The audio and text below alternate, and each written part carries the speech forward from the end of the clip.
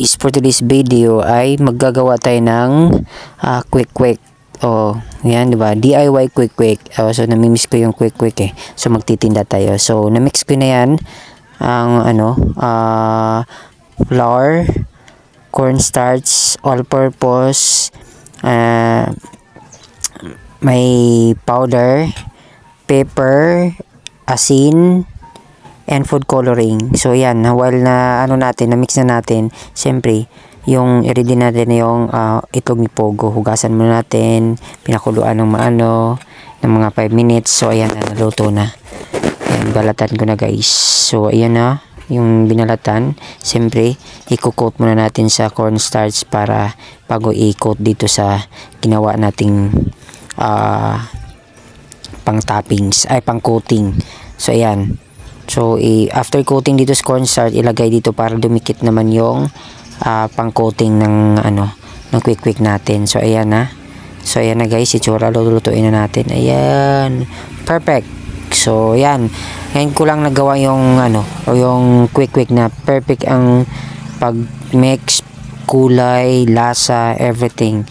Kompleto siya. Diba? Hindi siya maalat, hindi siya tama lang talaga. Yung size din, tama lang din.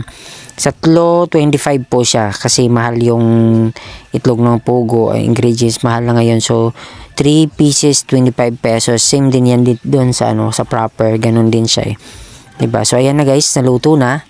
Ang sarap, nakakatakam, pero guys hindi pa ako nakakain yan kasi negosyo nga eh.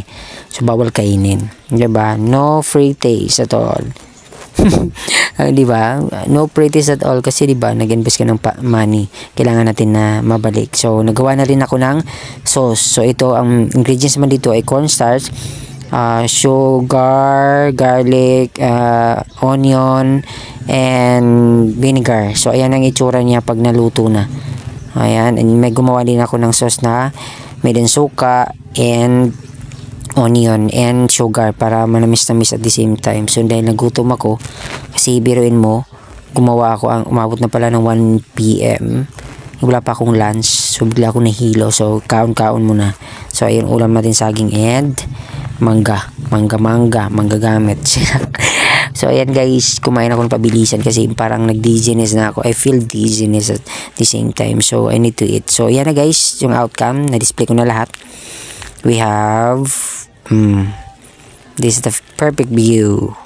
So we have glutathione, collagen, ayan, and we have quick, tempura, siomai, hotdog, fries. So ayan yung sauce na ginawa natin kanina guys.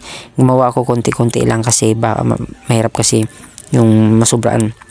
So ayan na po yung kanina yung suka. Hindi ko pa nalagyan pala ng sili yan. Mamaya lalagyan ko pala ng sili yan. So ayan yung natin, siomai na steam ko na din.